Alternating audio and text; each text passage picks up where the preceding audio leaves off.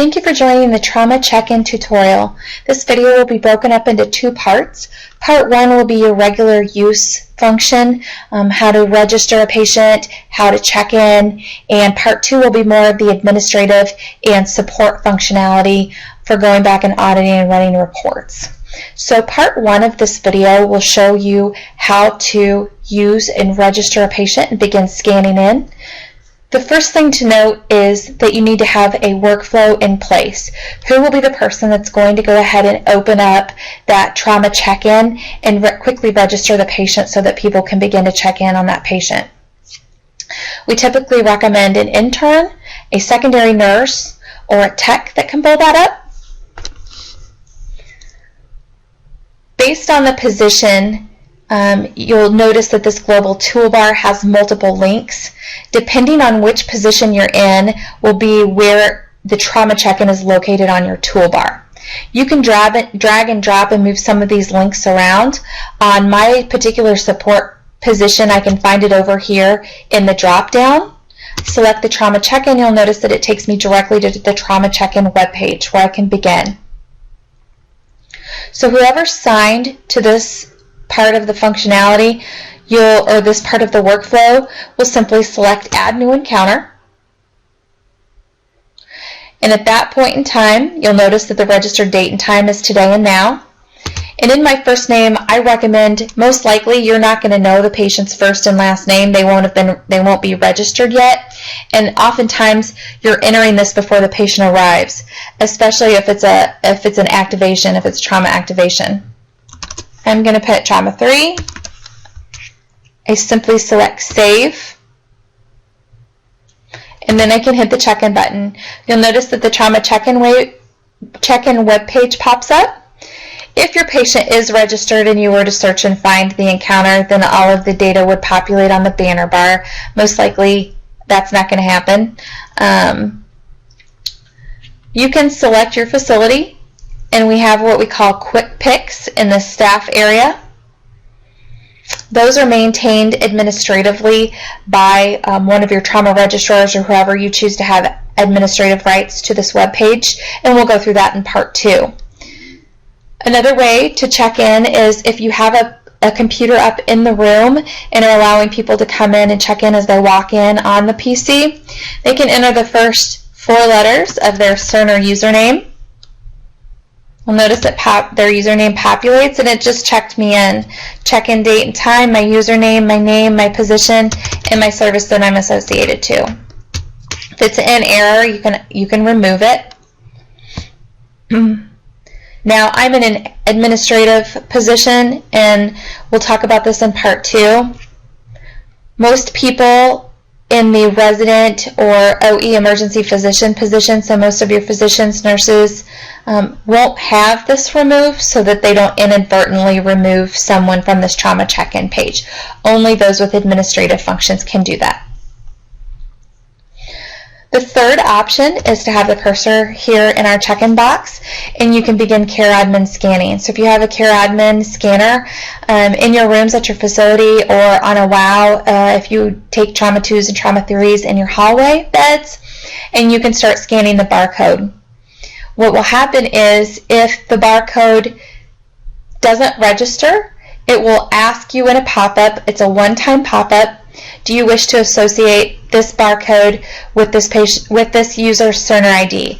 If you select yes, then from there on out, that user can continue to scan in the trauma check-in webpage. If you have badges that do not have barcodes on them, which our IU School of Medicine badges for med students and our residents don't have barcodes on them, we do have a report on the Explore menu, which I'm going to show in administrative functionality in part 2, how to get to. You can print out QR codes or barcodes and provide those physicians with small stickers that they can stick on their badges and associate so that they can also start to scan in every time they come over for a trauma. So those are your 3 options for checking in providers for trauma. And that is the end of part 1. It's very easy to use. You simply open the web page, put in a simple registration, and you can begin scanning or signing in providers and staff. So now we're going to move to part 2 of this video, which is the administrative functionality. If I select Encounters, this takes me to my screen where I can see I have trauma check-ins. This is still pending. So what I do, I select Status. You'll notice there's the orange warning triangle stating that it's unreconciled. I click that and I get the blue keychain. After my trauma has left for the OR or went to the ICU, my unit secretary or whoever is assigned to this task, the primary nurse, the tech, can come down here and they can search by the patient's name. We recommend searching by FIN number or MRN. You'll have less choices below since this window is small, and you'll also make sure that you're more accurate in selecting the correct patient and the correct encounter. Notice I find my patient and I can see the FIN number. I can select Reconcile,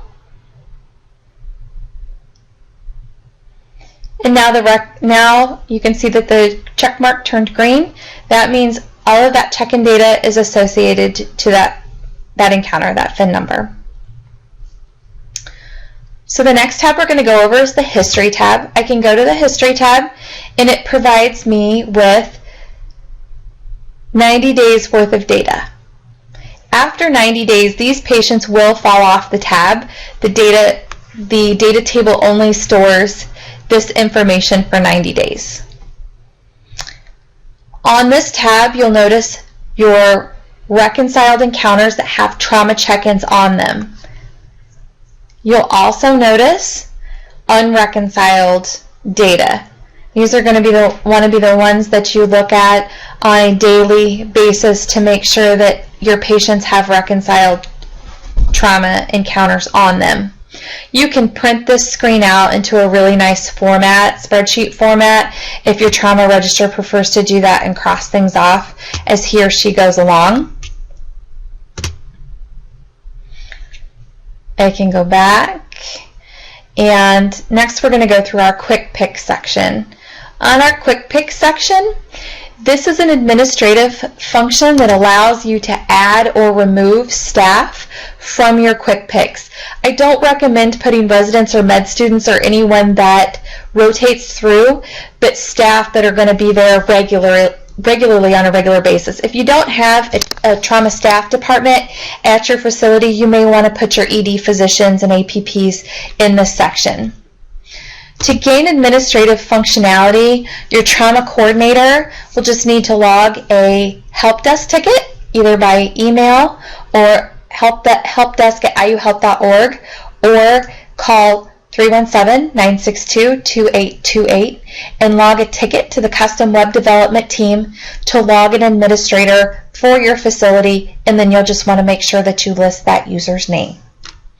Once they have that, they can maintain those Quick Picks. The Roles section lists the administrators for the site. You'll be able to see who has access to make changes. The Contact section is in development. That will allow emailing of certain reminders. In that is part 2 of the trauma check-in. I do just want to go and show you how to print out those QR codes that I was referring to earlier.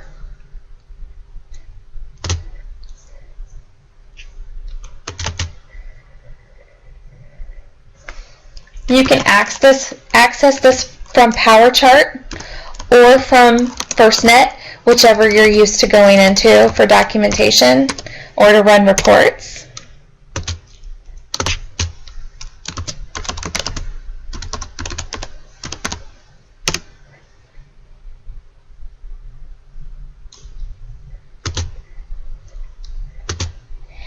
Your Explorer menu, if you're not familiar with running reports, can be found in your upper toolbar.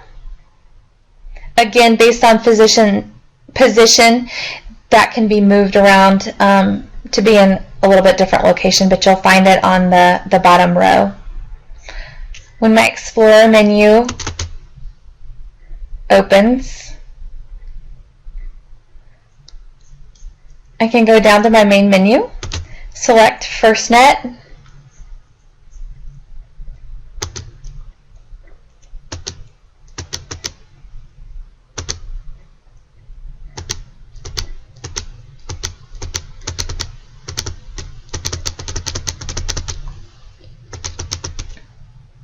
and you'll see a report that states trauma registry label. You can see it's asking me to search by username or full name. If you don't know the Cerner username, which if your administrator is doing this, most likely they're not going to know one of your provider's usernames, you can enter the last name, first name,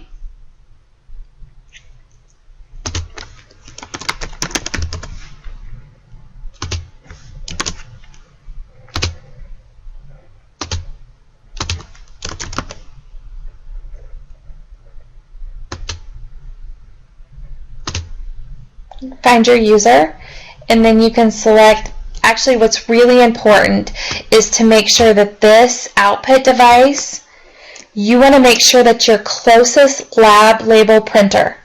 So your lab label printer, or if your lab labels have the yellow highlight on them like Riley does, you're probably not going to want to use your lab label printer.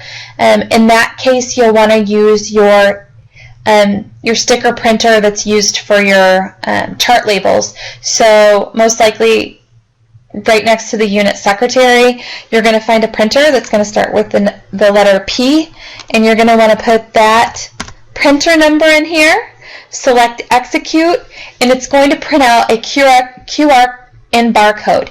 It's all in one sticker. If your provider has a smaller badge, they don't want to put the larger barcode on, you can simply cut that QR code out into a small square and put it on their badge.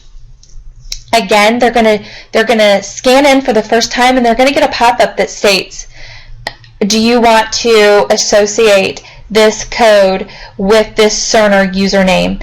All the provider has to do that's scanning in is hit yes or okay, and then from there on out, when they scan back in, they won't get that error code anymore. It will associate that new code that you just printed out to their Cerner username. And with their Cerner username, that's what pulls their service and name. And that's the final part of the trauma check-in. If your nurses are not currently using the trauma power note, I highly recommend that they go into power note and they utilize either the level 1 trauma nursing intake power note or the community trauma power note based on your location. You'll obviously want to use the community site if you are not Methodist or Riley, a level 1 trauma center, because the activation criteria is different. If you have any further questions, please feel free to email Christy Saup, csaupp@iuhealth.org. I'd be happy to answer any questions that you have about this process or recommended workflow. If there's an urgent issue and you log in and you're not able to see the trauma check-in link, or you're having difficulties with the website, for those urgent issues, you'll want to call 317-962-2828 to log a ticket to the help desk to get it urgently to the custom web development team so that they can help you with that issue. Or you feel free to email that issue also to helpdesk@iuhealth.org, and they'll get a ticket on over to the custom web development team, so you'll get an immediate call. Thank you for taking the time to watch this video. I hope that it's been useful.